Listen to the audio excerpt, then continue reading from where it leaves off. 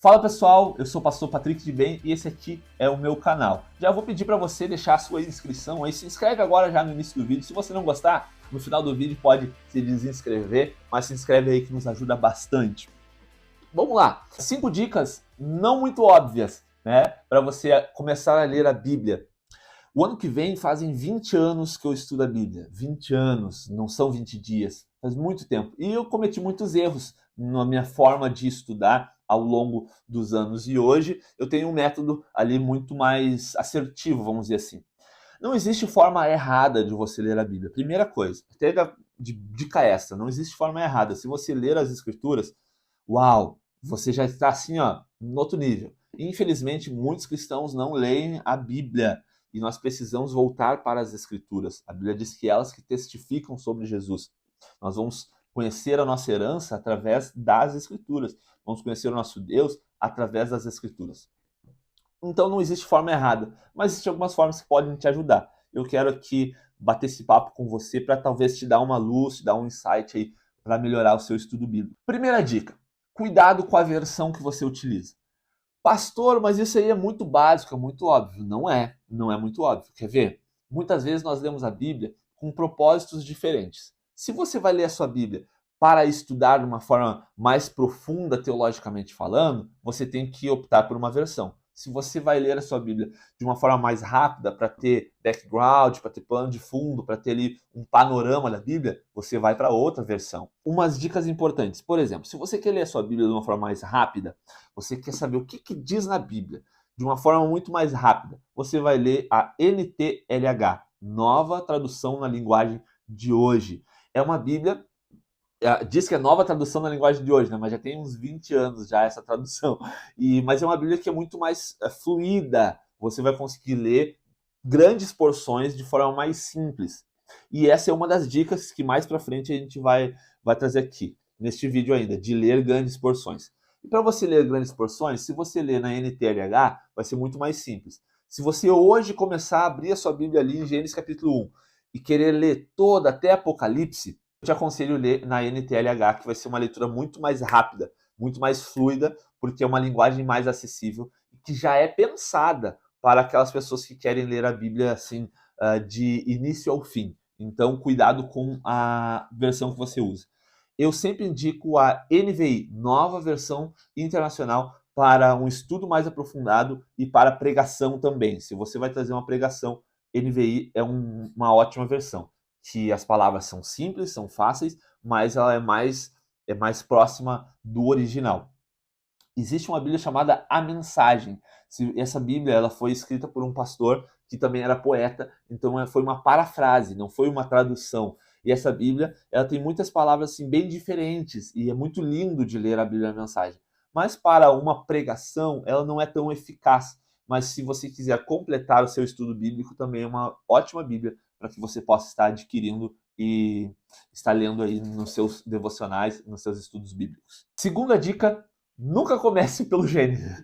Só se você já tem um tempo, ou o Jeff está rindo aqui, só se você já tem um tempo mais de fé e você já conhece mais a Bíblia, aí começa lá no início. Mas se não, começa pelo Novo Testamento. Pastor, por qual livro você indica para começar?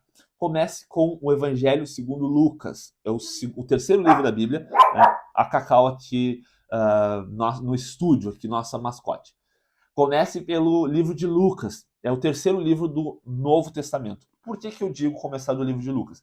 Porque ali vai contar a história de Jesus desde o seu anúncio para Maria e José. Então vai ser muito interessante você ler o livro de Lucas, você vai ter a ideia e toda a história da vida de Jesus.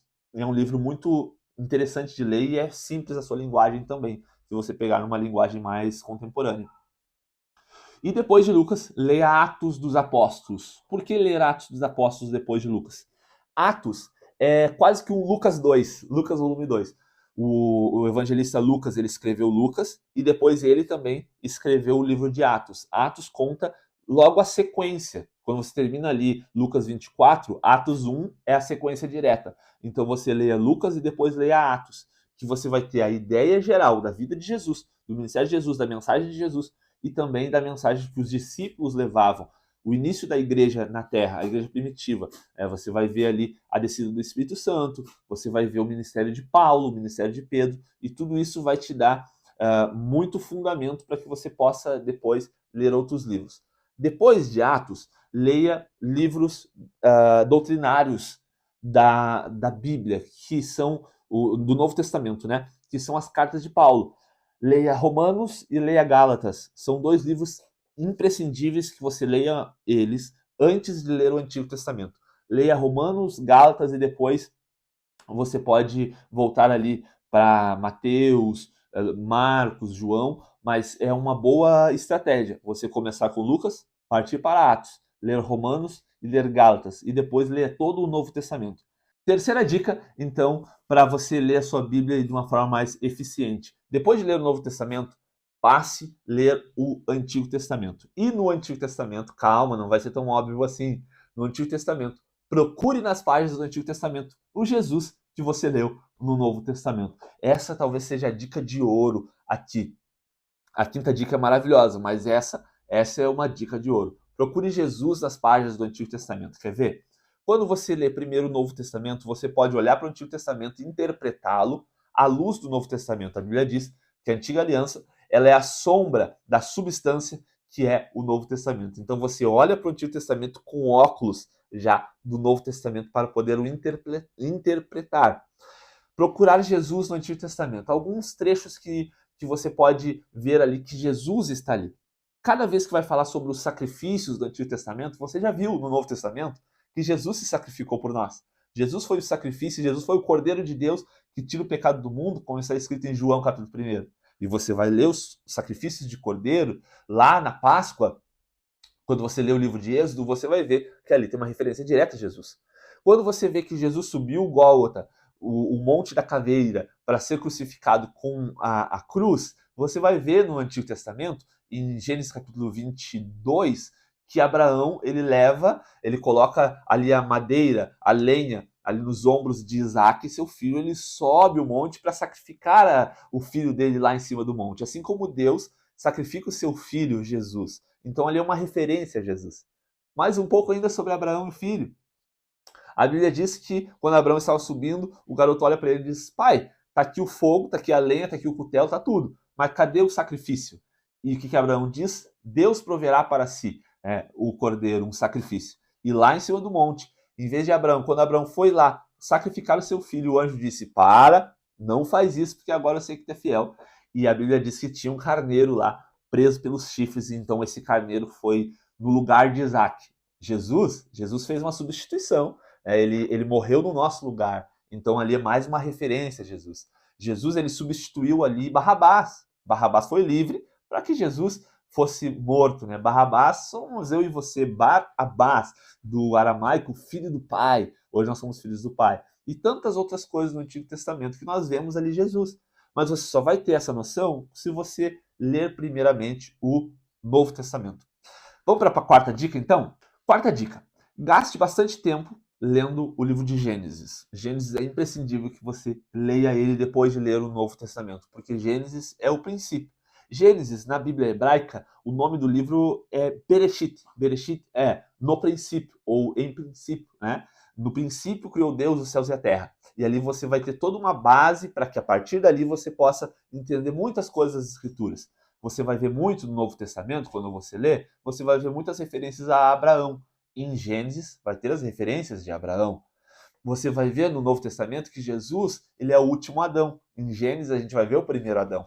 Por que é importante conhecer primeiro o último Adão? Para que você venha entender quando você for ler a história da criação, a história do pecado, a história da queda da humanidade. Então gaste muito tempo, gaste um bom tempo estudando o livro de Gênesis.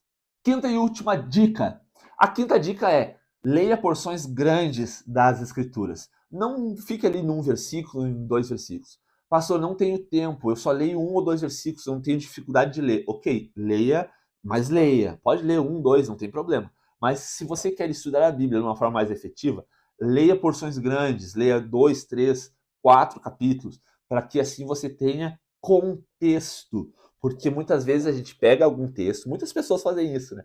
Pegam um texto e tiram ele do contexto. E você precisa então ler porções grandes para você ter uma visão geral daquele texto que está ali.